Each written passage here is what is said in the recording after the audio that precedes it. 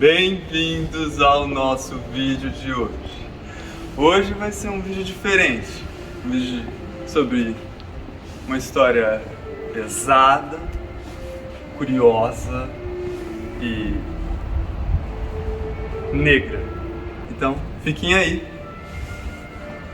mas não fiquem muito confortáveis nas suas cadeiras ou poltronas, porque vai ter muito sangue. E até mais.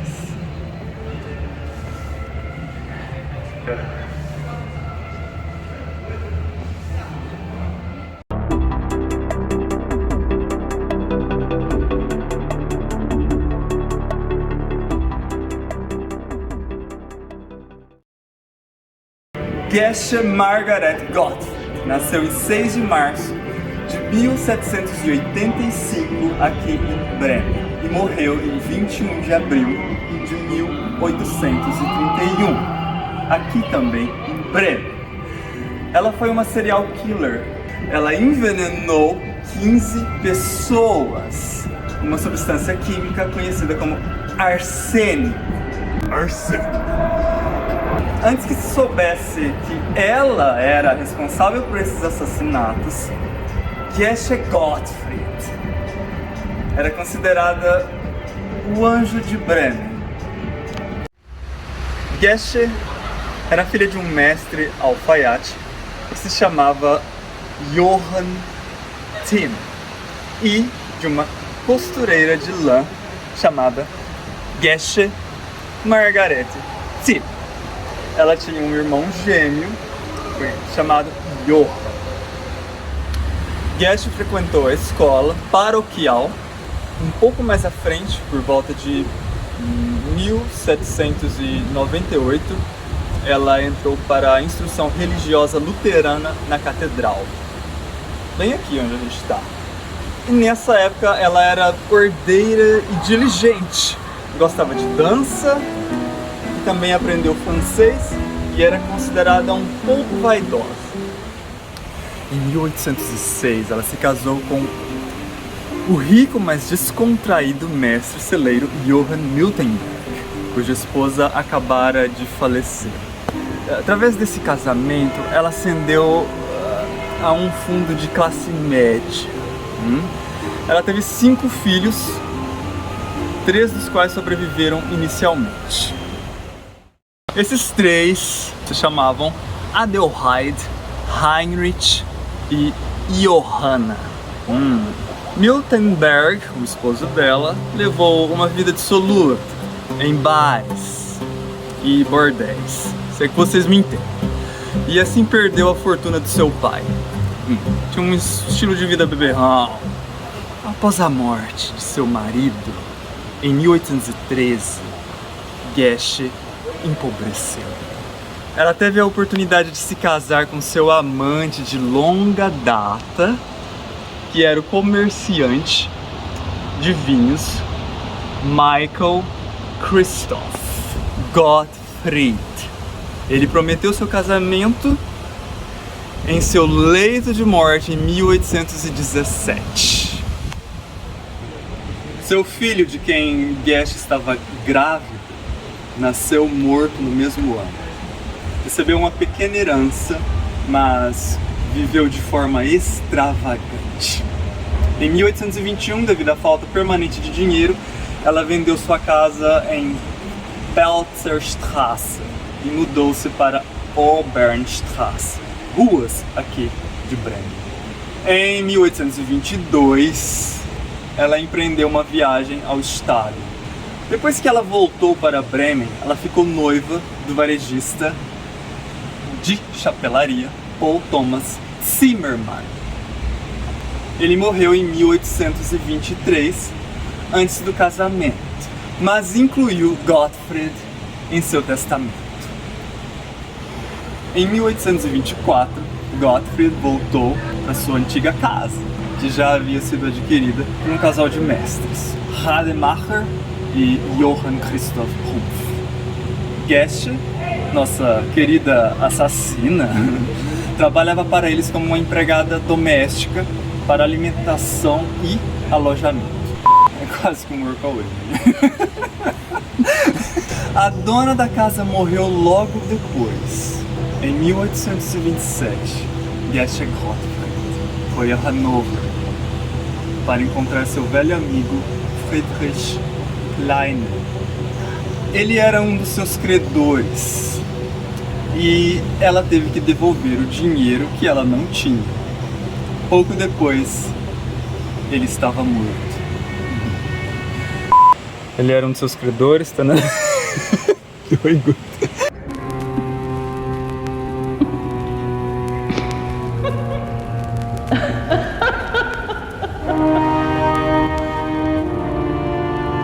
Agora vamos falar dos assassinatos. Por volta de 1812, Gottfried recebeu de sua mãe um saco de papel, um pó de arsênico, para combater uma suposta praga de ratos.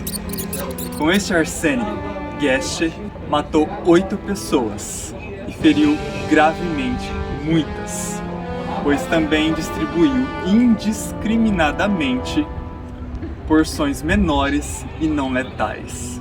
Após o 8º assassinato em 1817, o veneno desapareceu. Passaram-se 6 anos antes que sua empregada e amiga, Beta Schmidt, uma vítima posterior, buscasse manteiga de rato na farmácia. A manteiga de rato consiste em 2 partes: manteiga clarificada e arsênico.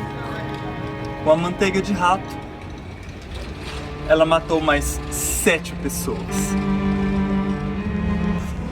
Parte da população de Bremen tinha Gottfried em alta estima e lamentavam os muitos infortúnios alegados na família.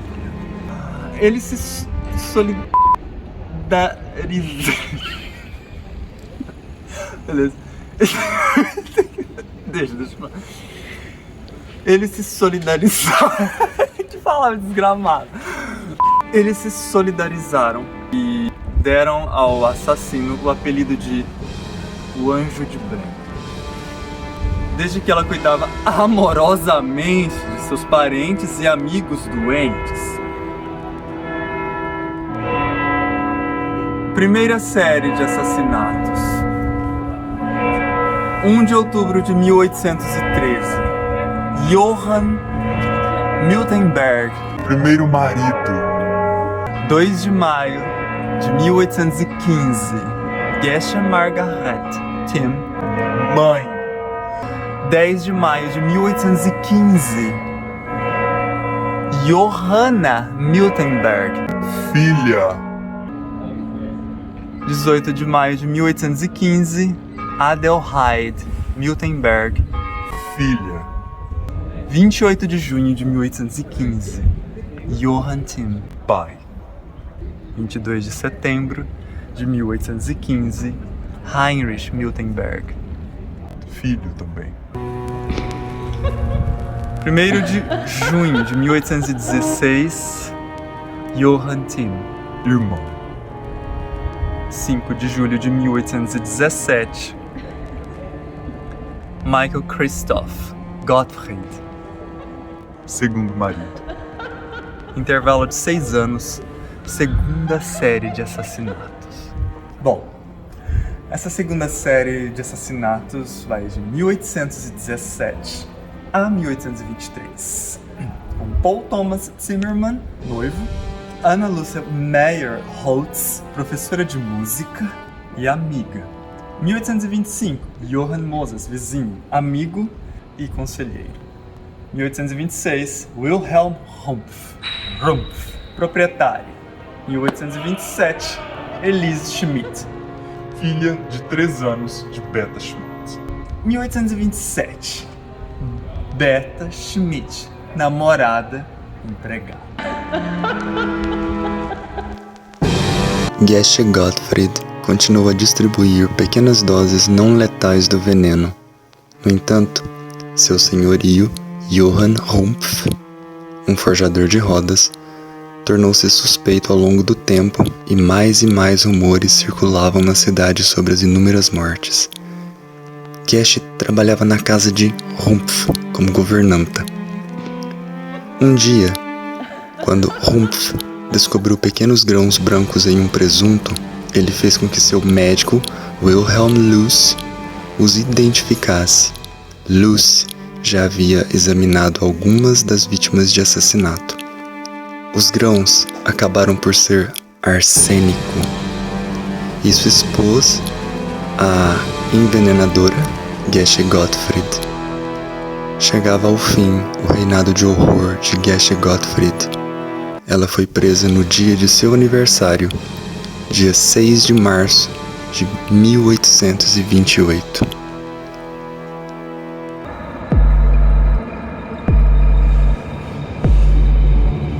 Queria Gesche transformar toda a cidade numa cidade dos mortos, numa necrópolis? Ou arrastar todas as almas puras e humanas dessa bela cidade para o mundo das sombras?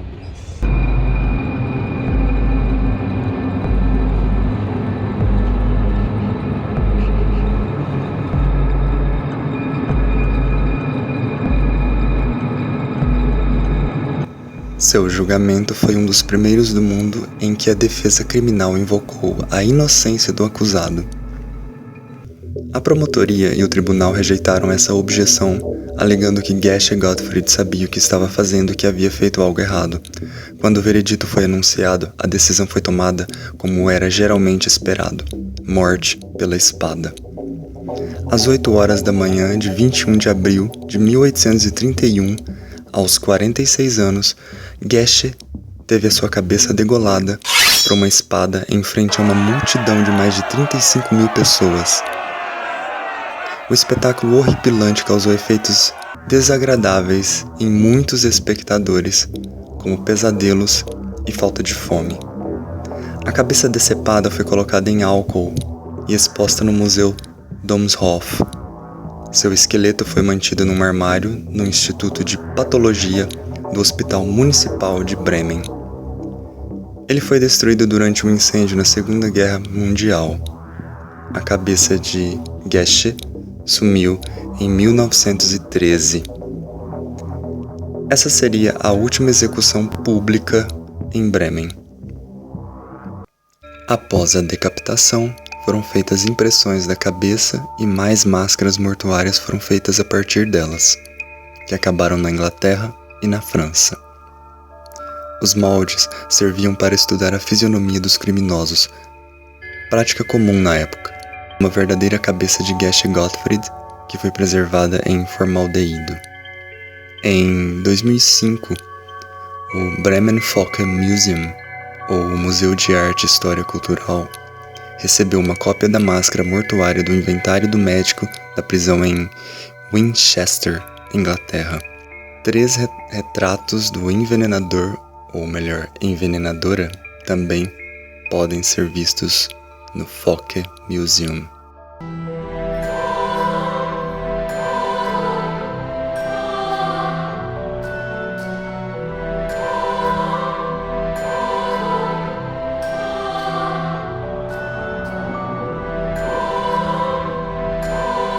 E aqui de frente à Catedral de Bremen está a Spuckstein, ou a Pedra do Cuspe.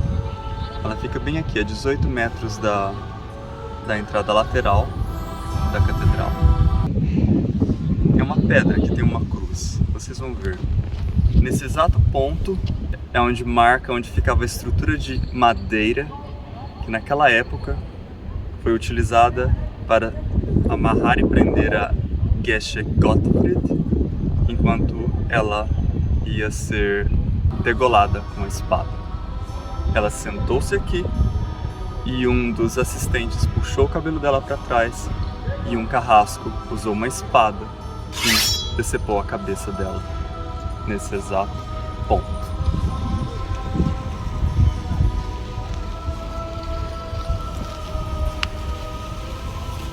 E por que pedra cuspe? Porque virou uma tradição, as pessoas, como uma demonstração do desprezo e desgosto pelas atitudes dela, as pessoas passavam aqui e cuspiam no lugar. E essa tradição ainda existe. Algumas pessoas passam aqui e cospem no lugar, como uma demonstração de total desprezo pelas atitudes daquela mulher.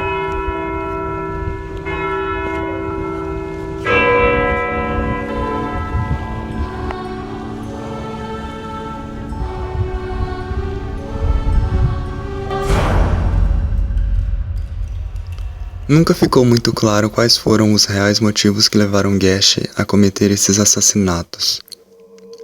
Muito se especulou sobre isso, e as razões alegadas vão de distúrbios mentais ao egoísmo puro e cruel. No seu interrogatório, ela confessou ter envenenado 30 pessoas, das quais 16 morreram. Na época, a promotoria interpretou essas descrições como a necessidade de Gottfried ter controle sobre a vida de suas vítimas. Seu segundo marido, Michael Gottfried, nas suas últimas horas de agonia, transmitiu a posse de todos os seus bens para Geshe, que vinha envenenando-o aos poucos. Enquanto ele caía doente, lá estava ela ao seu lado, cuidando dele com afinco. Por causa dessa dedicação ao cuidar de suas vítimas que o povo da cidade a apelidou de o Anjo de Bremen. A morte de Michael talvez tenha sido o ápice do sadismo dessa psicopata. Numa espécie de poder sobre a vida e a morte, ela não aceitou se casar com ele enquanto ele estava sadio, utilizando suas habilidades e manipulando os últimos dias do marido, numa busca por prazer até o último segundo, para, só assim, consumar sua união.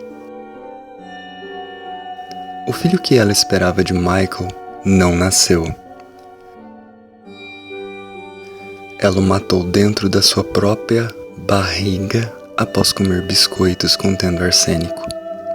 E esse era o Anjo de Bremen, espetacularmente lindo por fora, mas por detrás daqueles cabelos louros e doces olhos azuis se escondia um horrível demônio. Quero terminar esse vídeo com a frase que Geshe Gottfried disse no momento em que ela foi presa. Talvez isso lance alguma luz sobre a escuridão que envolve esse caso. Ela disse: "Nasci sem consciência, o que me permitiu viver sem medo."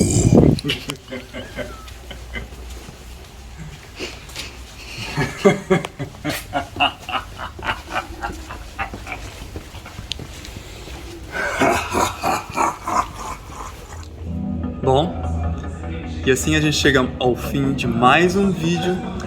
Se vocês gostaram desse tipo de conteúdo, essas histórias sombrias, deixa aqui nos comentários. Eu vou me despedindo por aqui. Muito obrigado por terem estado aqui comigo até o final desse vídeo. Não se esqueçam de se inscrever no canal, deixar aquele joinha e compartilhar o vídeo. Porque se vocês não fizerem esses passos, a coisa vai ficar séria!